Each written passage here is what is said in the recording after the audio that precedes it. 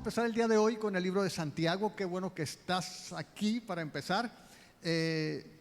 Como vimos, la serie se llama Fe en Acción y vamos a hacer un poquito de la dinámica que hicimos con Jonás. Aunque ya vimos la semana pasada un intro de qué se trata el libro de Santiago, como vimos, hay un tema particular que es la vida del reino, las enseñanzas de Jesús, la sabiduría en la vida cristiana. Vamos a ver un poquito del trasfondo del libro. En el libro de Santiago se piensa que fue escrito por Jacobo. Jacobo, el hermano de Jesús, está citado en Marcos 6:3. Muy interesante porque es de los que se avergonzaban de Jesús. Si ustedes se acuerdan, dice que su familia se escandalizaba, decían, hay que tenerlo amarrado porque nos hace quedar mal. Y allí se menciona a Jacobo, el hermano de Jesús. También se menciona en Hechos 15. Santiago llegó a ser líder en la iglesia en Jerusalén, de tal manera que cuando Pablo visita Jerusalén para reunirse con los líderes, Santiago es uno de los líderes que se encuentran allí, de tal forma que Pablo les cuenta lo que el Señor está haciendo con los gentiles. Pedro dice, a mí me tocó vivir una experiencia, el Señor también está llamando gentiles, y se levanta Jacobo, Santiago, y dice, ¿saben qué? Si el Señor está haciendo algo con los gentiles, no les pongamos cargas. Y entonces dice que hacen un encargo para que Pablo y los demás misioneros les digan esta resistencia de la que habla Santiago en medio de las pruebas.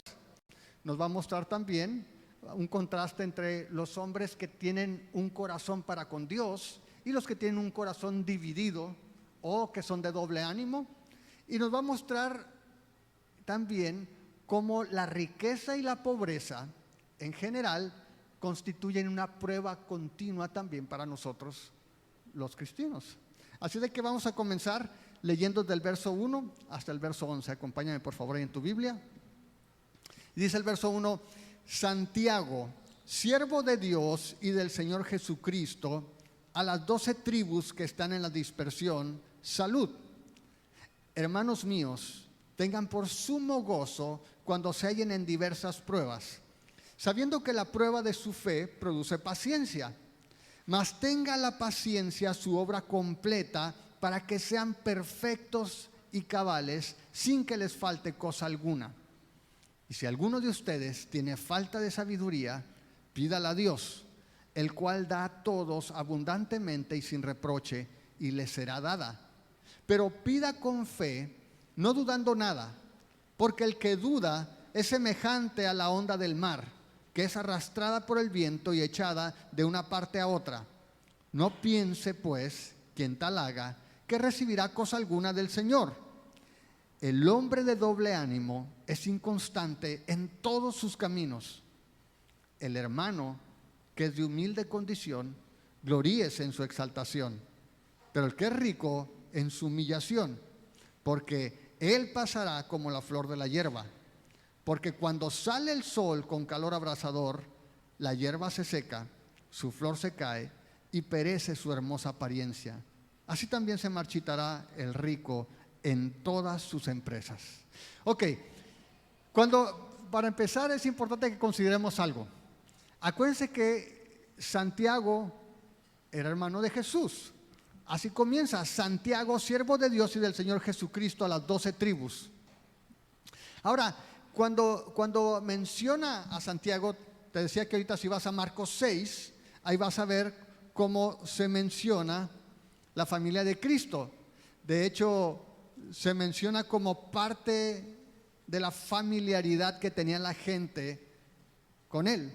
Dice en el verso 3: ¿no es este el carpintero, hijo de María, hermano de Jacobo, de José, de Judas y de Simón? Si te fijas ahí, el primero es Jacobo. ¿No están también aquí con nosotros sus hermanas? Y se escandalizaban de él. Es decir, gracias. Es decir, vemos allí entonces que Jacobo era el hermano de Jesús. Y comienza la carta entonces en estos términos. Él hace una presentación. De hecho,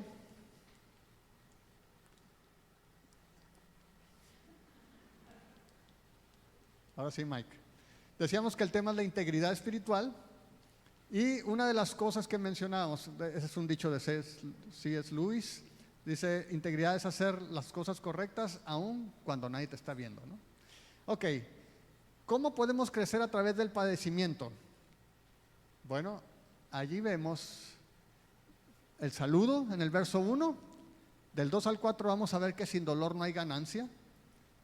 Del 5 al 8 vamos a ver que hay que pedir sabiduría, y del 9 al 11 vamos a ver las pruebas cotidianas. Ok, así de que en el versículo 1 comienza saludando.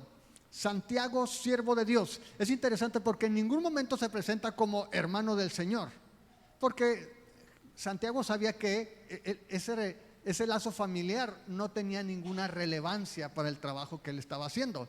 Él se presenta como siervo de Dios. Y lo hace con dos sentidos. Si ustedes recuerdan, Pablo normalmente en sus cartas se presentaba como el siervo del Señor Jesucristo también, como apóstol llamado por Dios y como siervo del Señor. El propósito, por un lado, es mostrar autoridad, pero hacerlo de una manera que toda la iglesia o todos los recipientes de la carta se identifiquen con él. ¿Por qué? Porque la palabra que usa para siervos es doulos, y la palabra literalmente significa un esclavo. Yo soy Santiago, un esclavo de Dios y del Señor Jesucristo. Y eso es importante, porque Santiago comienza mostrando que sirve tanto a Dios como al Señor Jesús, es decir, los está equiparando. Básicamente lo que está diciendo es que Jesús es Dios. Y dice, yo soy Santiago, soy un esclavo de Dios y del Señor Jesucristo, y escribo a las 12 tribus que están en la dispersión. Ahora, las 12 tribus parecería ser solamente el pueblo de Israel, porque Israel se identificaba con las 12 tribus. Pero debido a la necesidad que habían tenido los judíos de salir también, de huir, entonces estaban dispersos. En la época en que Santiago escribe, ya no había esa identificación de las 12 tribus tan sencillo. Era difícil ubicar a los judíos por las tribus. Básicamente se piensa que lo que está haciendo es llamando al pueblo de Dios de una manera general. Ahora, Santiago, en la manera en que escribe y como va a tocar los temas, y es lo que iba a decir antes de que se me fuera el avión, es que él es muy judío y va a tomar como base, lo vimos la semana pasada, las enseñanzas de Cristo y el libro de Proverbios, los libros de sabiduría. De tal manera que él comienza haciendo referencia a las 12 tribus para hablar de toda la iglesia. Y les manda el saludo, salud. Ahora, inmediatamente después, a diferencia de Pablo, que Pablo haría una oración usualmente, normalmente Pablo saludaba, hacía una oración y luego entraba en los temas. Santiago no, inmediatamente empieza a tocar los temas. Y decíamos ahí, comienza del 2 al 4 hablando de la prueba, un tema que va a ser fundamental a lo largo del libro. Dice el verso 2, hermanos míos, tengan por sumo gozo cuando se hallen en diversas pruebas, sabiendo que la prueba de su fe produce paciencia. Mas tenga la paciencia su obra completa, para que sean perfectos y cabales, sin que les falte cosa alguna. Ahora, quiero que identifiques esto. Lo primero que dice Santiago es, hermanos míos. Se identifica con ellos, otra vez, no solamente como siervo, sino también como igual, hermanos. Y eso es bien importante a la hora que tú y yo servimos en la iglesia, porque a veces tendemos a pensar que los líderes, los pastores, los ministros en general, están un escalón arriba de la gente de la iglesia. Y Santiago, al igual que Pablo, siempre se identifica como parte del rebaño con un llamado especial de parte de Dios, una función particular. Y Santiago hace referencia y dice, hermanos míos. Ahora, va el tema directamente. Tengan por sumo gozo cuando se hallen en diversas pruebas. Ahora, Santiago comienza invitándoles no solamente a que tengan gozo. Cuando la palabra dice sumo gozo, implica gozo completo. Tengan gozo completo, ¿cuándo? Cuando se encuentren en diversas pruebas. Ahora, la palabra diversas pruebas básicamente tiene que ver con todo tipo de pruebas. En el contexto sabemos que la iglesia, los judíos en general, estaban dispersos. Sabemos que están pasando problemas de pobreza. Sabemos también que, si tú lo recuerdas, incluso Pablo le tocó levantar una colecta para la iglesia en Jerusalén porque estaba en pobreza, había hambruna. Vemos que hay diferentes situaciones difíciles a lo largo de la carta que también toca Santiago, pero Santiago comienza animándoles a que tengan gozo completo. Ahora, esta es una de las cosas más interesantes y más difíciles en la vida de los cristianos, porque todos los cristianos estamos llamados a esto, a tener sumo gozo, a tener gozo completo, aún en medio de las pruebas. ¿Cómo puede ser esto? Una de las preguntas que quizá te has hecho tú también, pero que con frecuencia se hacen los cristianos incluso, es: ¿por qué Dios permite que los justos sufran? ¿Alguna vez te lo has preguntado? ¿Por qué me pasa esto a mí? Pero Santiago nos lleva aquí, no solamente que estemos contentos, dice que tengamos sumo gozo cuando se hallen en diversas pruebas. Es decir, no solamente llama a que haya gozo cuando te están persiguiendo. Jesús dijo: bienaventurados serán cuando por mi causa sean perseguidos. Sabemos que hay persecución de una u otra manera. Hemos hablado que alrededor del mundo hay iglesias que son perseguidas literalmente por su fe. Pero cuando dice diversas pruebas, se refiere a todo tipo de pruebas. No solamente a la persecución, a la enfermedad, a la pobreza, incluso a la riqueza. Pruebas. Porque Santiago quiere que tú y yo veamos algo. Quiere que tú y yo entendamos que en el reino, en la fe, aún las pruebas tienen un significado, tienen un sentido, un propósito. Dice allí, estas diversas pruebas, en el verso 3, sabiendo que las pruebas de su fe produce paciencia. Ese es el primer paso. La prueba de la fe produce paciencia. Y esta palabra es una palabra, la hemos mencionado antes, es la palabra hupomone. Hupomone básicamente lo que significa es resistencia bajo presión. Imagínate, por eso le puse que sin dolor no hay ganancia, porque aquí los jóvenes que levantan pesas, ¿alguien sabe cómo se hace el músculo? ¿Por qué se hace el músculo? Literalmente es porque lo desgarras y la cicatriz crea nuevo tejido, y entonces tu músculo, que era así como el mío, delgado, con el ejercicio se rompe, y entonces la cicatrización agrega nuevo tejido y lo hace más grueso, y lo que hace es que subes más resistencia, más peso, para que ese nuevo músculo se desgarre, y entonces tu cuerpo se regenera y crea un músculo más grueso, y entonces bajo presión vas creando músculo, te haces más resistente.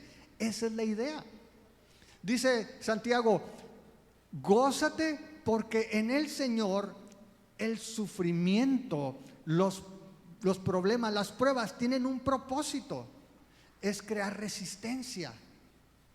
Es que cada vez resistas más, que te ponga una piedra en el lomo y tú puedes sostenerla por más tiempo. Pero ese no es el propósito final. Dice allí que en sí mismo la paciencia no es el resultado esperado. Dice el verso 4: mas tenga la paciencia su obra completa. ¿Para qué? Para que sean perfectos y cabales, sin que les falte cosa alguna. A través de la paciencia, a través de la prueba viene la paciencia, pero a través de la paciencia tú te haces más íntegro espiritualmente hablando, te haces más completo. ¿Por qué? Porque cuando tú y yo actuamos de una manera, respondemos a las pruebas de una manera que agrada a Dios, tú y yo entonces estamos actuando y nos estamos pareciendo más a Dios. Piensa en Jesús. Jesús, ¿cómo respondió a las pruebas? ¿Se quejó y se fue y dejó de congregarse porque tenía problemas? ¿Se decepcionó de Dios porque él pensaba que todo le iba a ir bien y entonces mejor cambió de religión? No. Jesús fue a la cruz en obediencia, y Jesús dice que se gozaba porque veía el resultado de su sacrificio. Ahora, Pablo escribe lo mismo.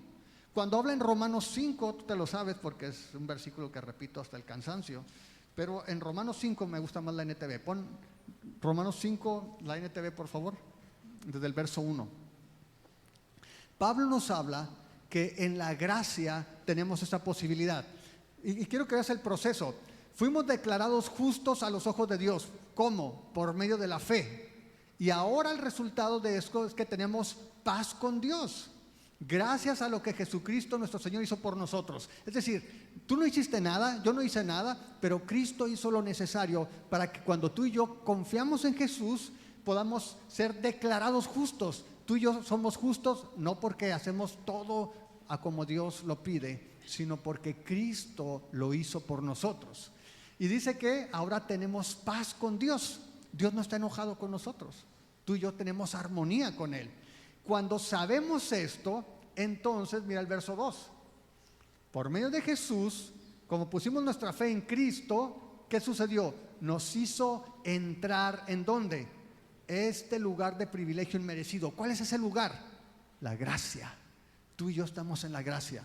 Un lugar de privilegio inmerecido. Tú y yo no merecemos estar allí, pero porque creemos en Jesús, entramos a este lugar de privilegio inmerecido, en el cual, ¿qué hacemos ahora? Permanecemos, aquí nos quedamos. ¿Dónde? En la gracia. Quiero ser bueno ahora, quiero hacer buenas obras para que Dios me perdone. No, estoy en la gracia. Es un favor inmerecido, es algo que no merezco, pero que por medio de Cristo tengo. Y ahora dice, esperamos ¿cómo? Con confianza y alegría participar de la gloria de Dios. ¿Cuál es la gloria de Dios de la que vamos a participar? Ser hechos como Él. Cuando Él regrese, dice que nuestro cuerpo va a ser glorificado. Romanos 8 nos dice cuál es el proceso. La glorificación, ya fuimos justificados, ahora vamos por la glorificación. Pero mientras tanto, mientras llega este día, dale a la que sigue por favor. Dice, verso 3 por favor. También que nos alegramos. ¿Cuándo? ¿Cuando todo nos sale bien? No, al enfrentar pruebas y dificultades. ¿Por qué? Porque sabemos que nos ayudan a desarrollar hupomone, es la misma palabra. Resistencia. Pero otra vez, la resistencia no es la meta, es un camino nada más, es un medio. Verso 4 por favor. Y la resistencia desarrolla firmeza de carácter. La palabra que usa para firmeza de carácter es dokimé, y lo que significa es un carácter aprobado. Cuando tú y yo estamos en la gracia, aún los problemas, aún las pruebas tienen sentido. Dios dirige todos los eventos del mundo. ¿Crees eso? Porque Dios es soberano. Dios creó todo cuanto existe, pero no lo dejó al garete, no lo abandonó a su suerte.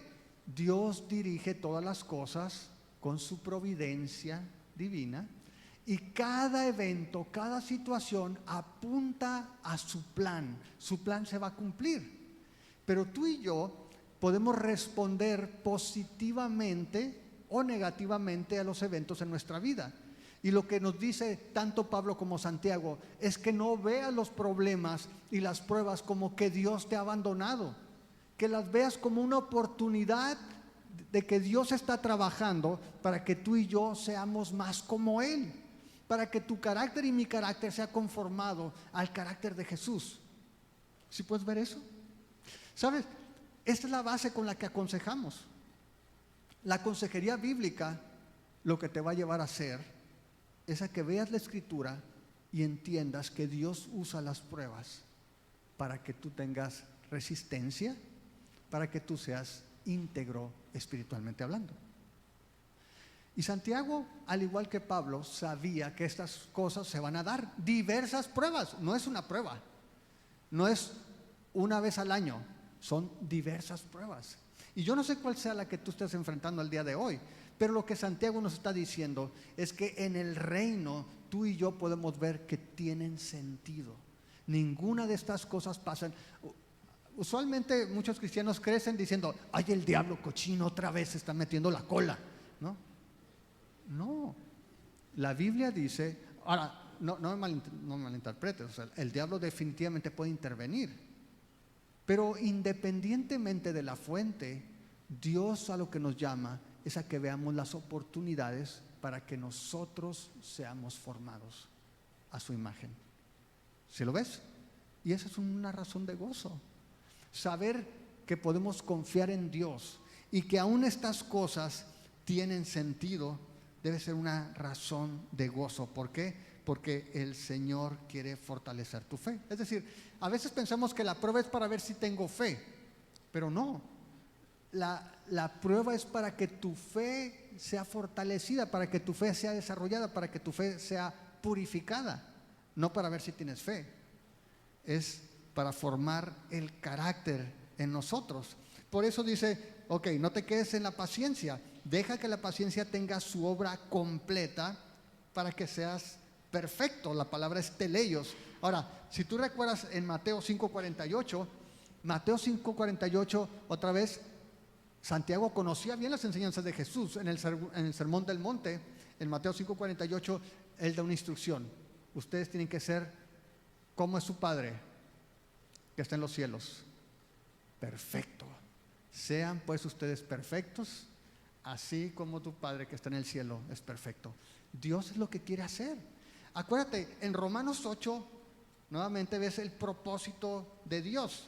Romanos 8, muchas personas dicen, yo estoy esperando saber cuál es el propósito de Dios, mientras no estoy haciendo nada, aquí me siento para que el Señor me diga cuál es su voluntad.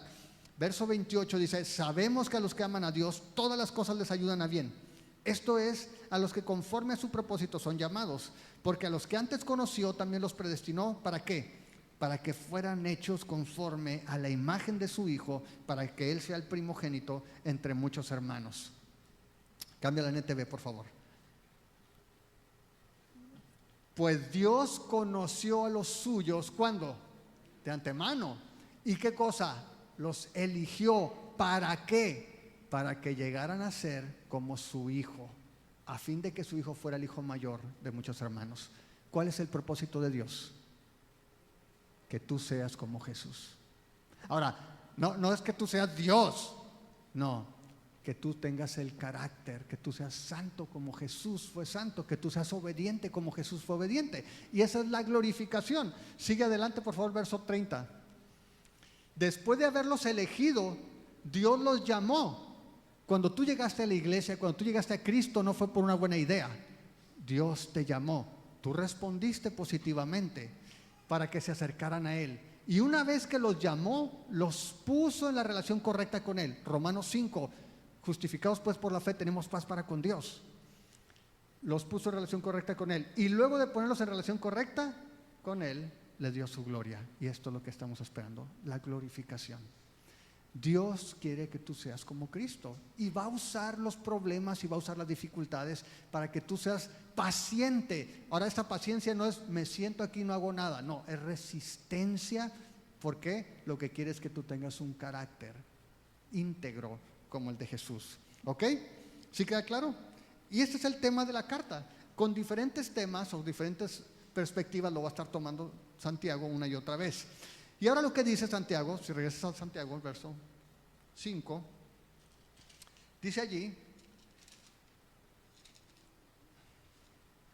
verso 5 dice, y si alguno de ustedes tiene falta de sabiduría, pídala a Dios, el cual da a todos abundantemente y sin reproche, y le será dada. Ok, antes de entrar, quiero que veas el juego de palabras que hace Santiago. Si te fijas, en el verso 2 dijo, hermanos míos, tengan por sumo gozo cuando se hallen en diversas pruebas. ¿Ok? Verso 3 dice, sabiendo que la prueba de su fe produce paciencia. Y luego el verso 4 dice, más tenga la paciencia, repite la palabra, dice, tenga la paciencia su obra completa para que sean perfectos y cabales sin que les falte, dice el verso 4, cosa alguna.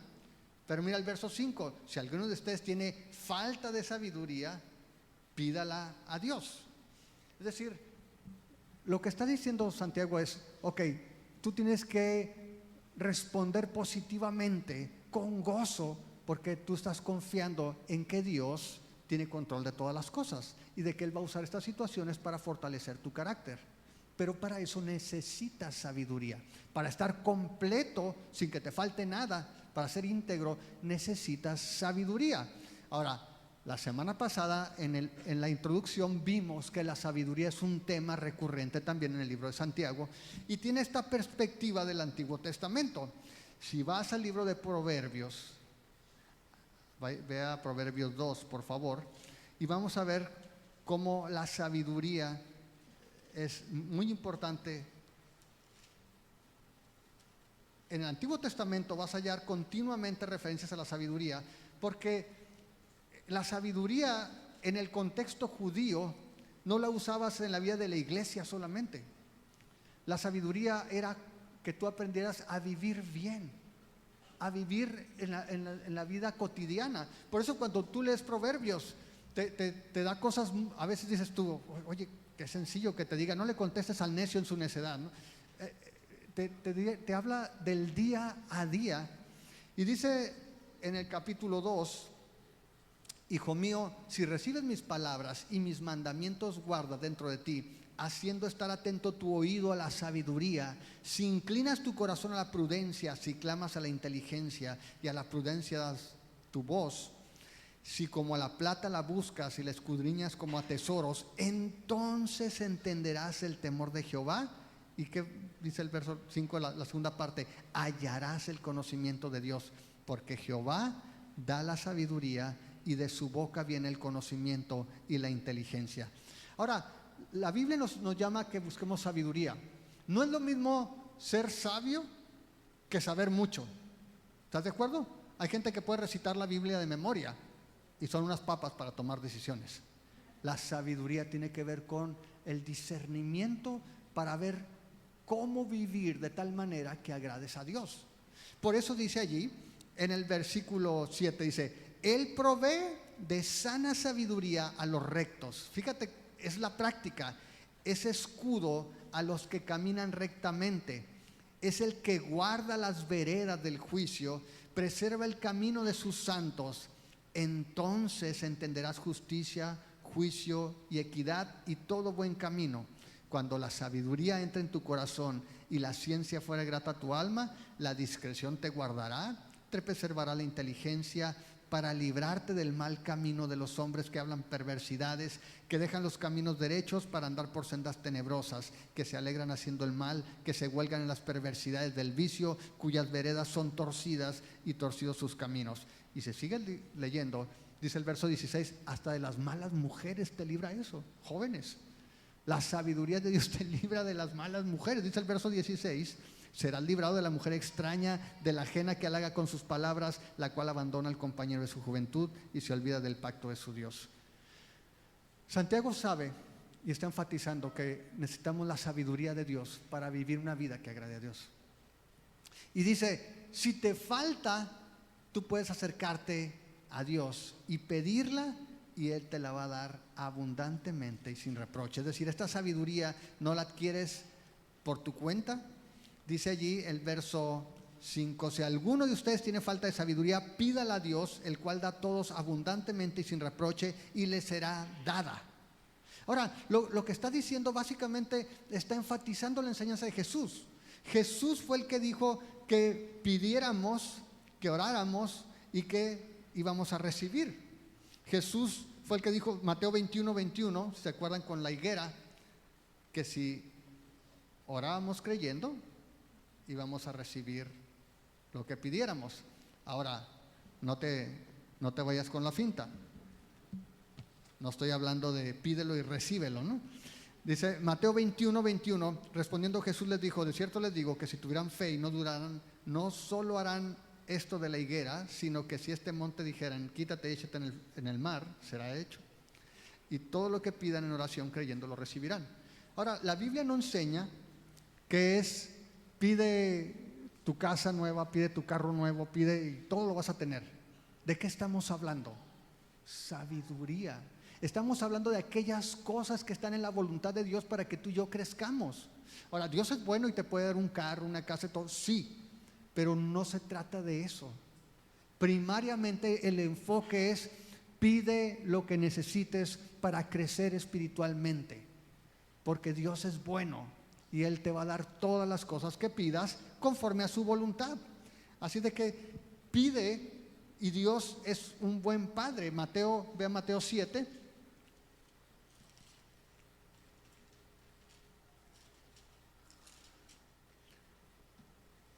Verso 7 dice: pidan y se les dará, busquen y hallarán, llamen y se les abrirá, porque todo aquel que pide, ¿qué pasa?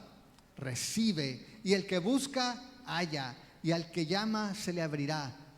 ¿Y qué es lo que dice Jesús? Verso 9: ¿qué hombre hay de ustedes que si su hijo le pide pan le dará una piedra? ¿O si le pide un pescado le dará una serpiente? Pues si ustedes, siendo malos, saben dar buenas dádivas a sus hijos, ¿cuánto más su Padre que está en los cielos dará buenas cosas a los que le pidan? Así que todas las cosas que quieran que los hombres hagan con ustedes, así también hagan ustedes con ellos, porque esto es la ley y los profetas. Jesús lo que está diciendo es: tú conoces cuál es el corazón de tu Padre. Ustedes son malos y dan cosas buenas a sus hijos, ¿cuánto más su Padre que está en los cielos? Pero a diferencia del Padre, Santiago sabe algo de los hombres. Y Santiago dice en el verso 6: pero pida con fe, no dudando nada, porque el que duda es semejante a la onda del mar, que es arrastrada por el viento y echada de una parte a otra. No piense pues quien tal haga que recibirá cosa alguna del Señor. El hombre de doble ánimo es inconstante en todos sus caminos. Básicamente lo que está diciendo es: pidan con fe, sin dudar. ¿Por qué? Porque Dios no duda en dar. Dice: si ustedes le piden, Él les va a dar abundantemente, ni siquiera te va a reclamar, dice, sin reproche. Pero los hombres tenemos esa tendencia, algunos, a dudar. Ahora, no está hablando de la duda sincera. No está hablando de que en algún momento de tu vida, en alguna situación, tú cuestiones a Dios. Porque hemos visto que David en los Salmos cuestionaba a Dios. Hemos visto que Abraham dudó en algunos momentos de la promesa. Se refiere, cuando habla de dudar, básicamente el significado de la palabra es discutir con uno mismo. Básicamente es vacilar. Y no lo hace en un evento en particular, sino que lo describe a este tipo de persona. Dice allí en el versículo 6 como una ola. ¿Cómo es la ola del mar? Va y viene. Ahora, ¿siempre llega al mismo lugar? No, a veces va hasta allá, se sube a la banqueta y luego ya regresa y hasta allá. Y es movida, dice, por el viento. A lo que se refiere es a los hombres que continuamente están vacilando, no que tienen una duda genuina, sino en su devoción. Básicamente está hablando, dice, el hombre de doble ánimo. Algunos lo traducen como de dos lenguas. Básicamente es un corazón doble, una devoción doble. Entre aquellos que dicen: bueno, sí voy a pedirle a Dios, pero yo voy a hacer esto mientras, por si las dudas, y voy a estar trabajando aquí, y voy a tener mi confianza aquí, aunque este es mi Dios. Lo mismo que sucedía con el pueblo de Israel. Y Santiago dice: si tú eres una persona que tiene su corazón en dos lugares, no vas a recibir nada. No vas a recibir nada. De hecho, Santiago más adelante habla de que si pides para tus deleites de manera egoísta, no vas a recibir nada. Dice allí, si le das adelantito al capítulo 4 de Santiago, dice el versículo 2: codician y no tienen, matan y arden de envidia y no pueden alcanzar, combaten y luchan, pero no tienen lo que desean porque no piden. Piden y no reciben porque piden mal para gastar en sus deleites. Oh almas adúlteras, ¿no saben que la amistad del mundo es enemistad contra Dios? Cualquiera pues que quiera ser amigo del mundo se constituye en enemigo de Dios. De eso está hablando. No puedes tener tu corazón en dos lados. No puedes decir que el Señor es tu proveedor y tu confianza está puesta en Él y vivir de una manera continuamente que deshonra a Dios.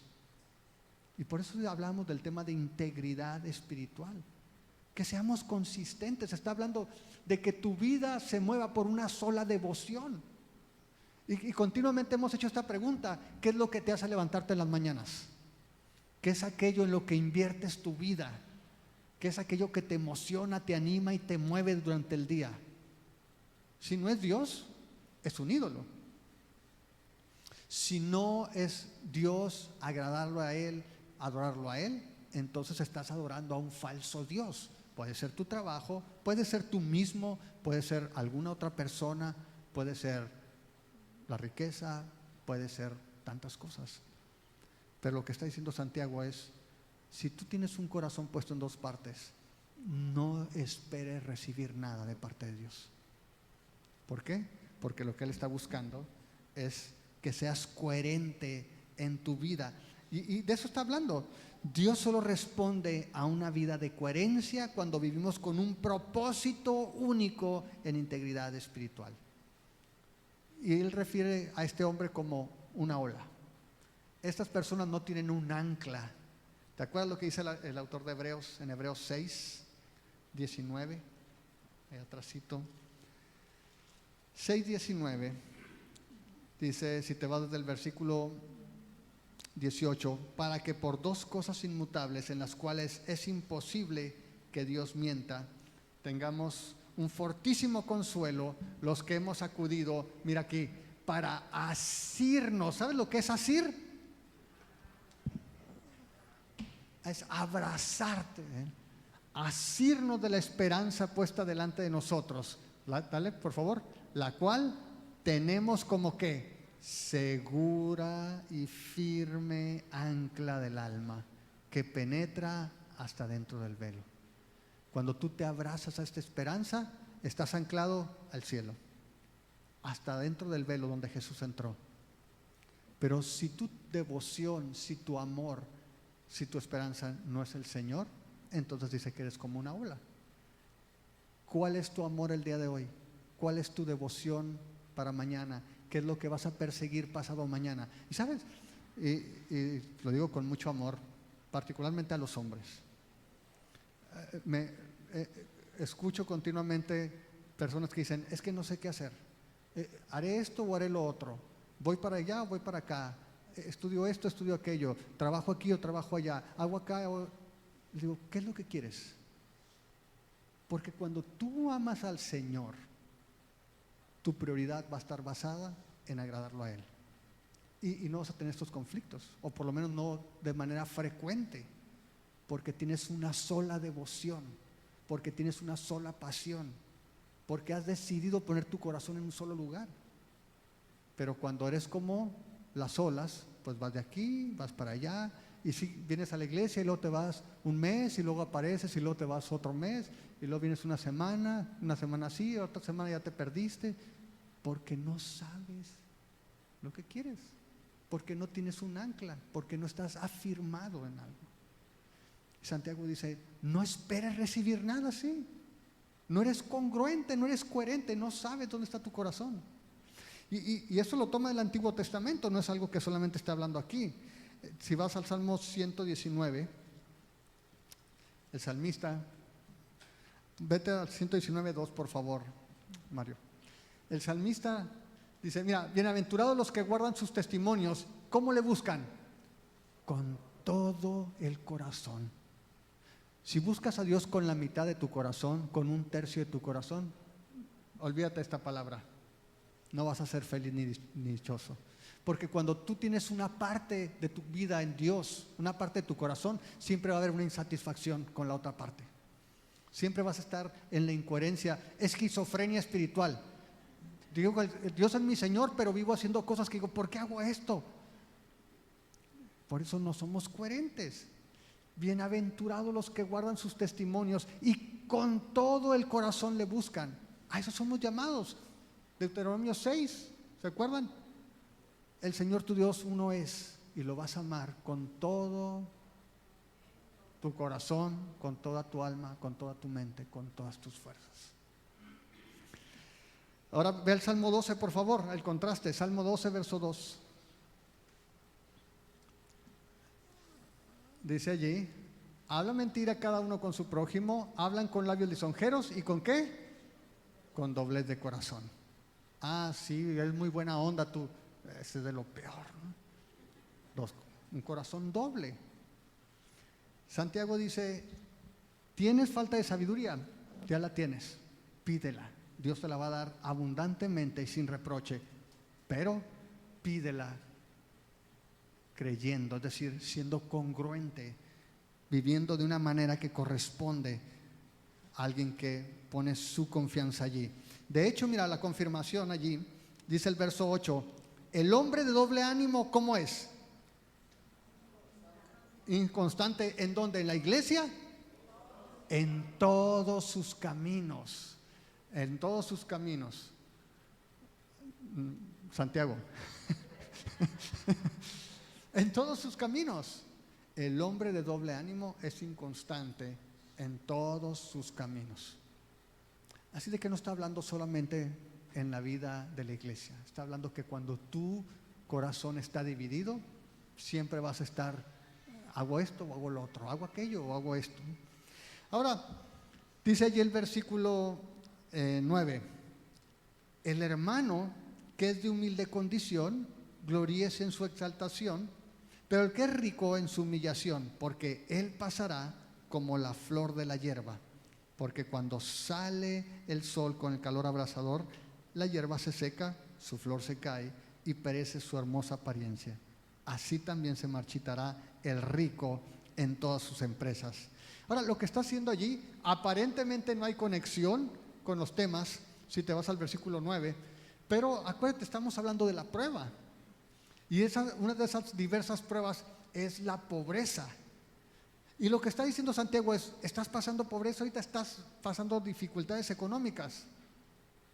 Gloríate, gloríate porque Dios está trabajando en ti. A través de eso, Dios te está llevando para que seas como resistente primero, ¿no? Que desarrolles paciencia y que seas congruente, que seas íntegro espiritualmente. Entonces dice, estás en una condición de humildad, gloríate, Dios está trabajando en ti. ¿Estás padeciendo una situación en particular en tu vida ahorita? Gloríate porque Dios está trabajando allí. Insisto, los problemas en la gracia tienen sentido. Dios los usa para sus propósitos. Pero, dice por el contrario, en el verso 10, el que es rico en su humillación, ¿por qué? Él pasará como la flor de la hierba. Ahora, no está despreciando al rico, pareciera ser que si eres rico eres de lo peor. En el Sermón del Monte Jesús también habló acerca de los pobres y de los ricos. En el contexto judío, acuérdate que normalmente se asociaba la bendición de Dios con una vida de rectitud, pero Jesús dice, no, los pobres son bienaventurados. No se refería solamente a la cuestión monetaria, pero te voy a dar un dato importante. Ahorita en México, por ejemplo, que se habla mucho de la igualdad y de los ricos y etcétera. Bueno, en la época de Jesús, en la época antigua, aún en Roma, el 90% de la población vivía en pobreza extrema. Ahí sí había desigualdad. ¿Sí me explico? Era muy difícil que alguien ascendiera económicamente. Y lo que está diciendo Santiago es, no te midas por tu posición económica. Mídete por tu posición espiritual. Eres pobre, alégrate porque Dios está trabajando allí. Eres rico, gózate en tu humillación. Gózate en tu humillación porque sabes, tú y tus riquezas van a pasar, son pasajeras. Ahora, ¿por qué dice gózate en tu humillación? Porque a los ojos del mundo, un rico que se hacía cristiano, el día de hoy también, ¿cómo se ve? Oye, pero si tú estudiaste, ¿cómo es posible que vayas a eso? ¿Cómo es que creas estas cosas de ignorante? Era a los ojos del mundo una humillación vivir para Cristo. Pero Santiago le recuerda a los ricos, la riqueza y tú mismo van a pasar. ¿Cómo? Verso 11. Cuando sale el sol con calor abrasador, la hierba se seca, la flor se cae, perece su hermosa apariencia, así también se marchitará el rico en todas sus empresas. Es un recordatorio. Cuando habla de marchitarse ahí no está hablando de que se va a ir al infierno, está hablando de que va a pasar, de que la vida es breve, de que lo importante no es la posición económica, sino tu posición espiritual delante de Dios. ¿Ok? Así que el resumen, como vemos aquí, es que también La pobreza y aún la riqueza es una prueba que Dios usa para darnos paciencia y para darnos integridad, congruencia espiritual. ¿Cuántas personas, y yo conozco más de una, que no tenían un trabajo, oraron al Señor, el Señor les concede un trabajo y no les vuelves a ver la greña? Porque no, es que estoy trabajando. Oye, pero cuando no tenías trabajo, lo veías aquí orando y, ay Señor. Mucha gente con la riqueza, ahora sí que se vuelven la bichi, ¿no? Se tiran a perder. Y por otro lado, todos sabemos que la escasez es una prueba también. Y mucha gente que hace igual se decepciona de Dios porque pensaba que Dios le iba a dar todo lo que iba a querer, y entonces en esto no funciona y se van. Tanto uno como el otro necesita evaluar su vida a la luz de lo que Dios está haciendo y no de lo que tiene. Santiago dice, eres pobre, gózate porque Dios está trabajando en exaltarte. Eres rico, gózate en tu humillación, porque si te exaltas en la riqueza, entonces vas a hacer a un lado a Dios y vas a ser humillado. De hecho, viene más adelante, si vas al capítulo 4, ahí lo repite Jesús. Dice allí, en el versículo 6, 4:6, Él da mayor gracia. Por esto dice, Dios resiste a los soberbios y da gracia a los humildes. Sométanse pues a Dios, resistan al diablo y huirá de ustedes. Acérquense a Dios y Él se acercará a ustedes. Pecadores, limpien las manos. ¿Y ustedes quiénes? Los de doble ánimo, purifiquen su corazón, aflígense, lamentense y lloren. Su risa se convierte en lloro y su gozo en tristeza. Humíllense delante del Señor y Él los exaltará. Las pruebas, amados, y ese es el resumen, Dios las usa para nuestro bien y para su gloria. Así de que independientemente de la situación que estés pasando, Dios está en control. Dios provee los medios para que tú y yo pasemos. Y sabes, lo que Él quiere es que tú y yo vayamos y hagamos ¿qué? ¿Qué dice allí? Si tienes falta de algo, ¿qué tienes que hacer? Orar. Ven y ora. Ora y Dios te lo va a dar. Si tienes tu corazón puesto en Él como tu esperanza, como tu única pasión, y vive de una manera congruente y no con esquizofrenia espiritual. ¿Ok? Vamos a ponernos de pie, por favor.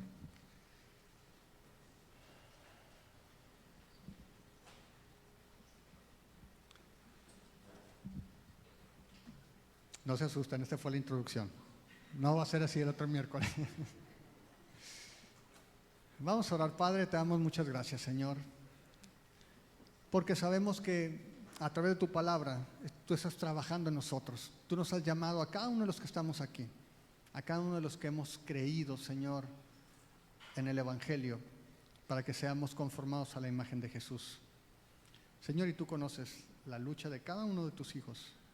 Tú sabes que quizá algunos estén pasando situaciones de familia, de salud, de finanzas, quizá incluso algunas cuestiones existenciales, Señor.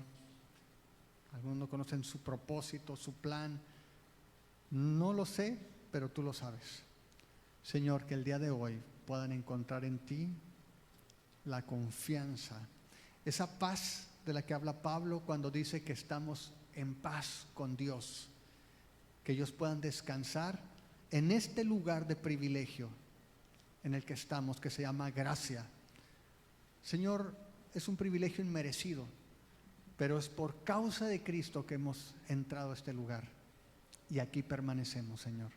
Y desde aquí podemos voltear y ver las situaciones y los problemas y creer que tienen sentido, porque tú estás trabajando para llevar a cabo tu propósito, tu plan de que seamos como Jesús. Señor, danos sabiduría. Danos sabiduría, Señor, porque solamente con tu sabiduría es que podemos discernir lo que te agrada. Solamente con tu sabiduría, Señor, podemos enfocarnos en lo que es importante para ti, verdaderamente importante, y no en tantas cosas que pueden distraernos de lo que verdaderamente importa. Señor, no estamos hablando solamente de cosas malas. Hay tantas cosas buenas que nos pueden distraer de lo verdaderamente importante. Danos de tu sabiduría, Señor.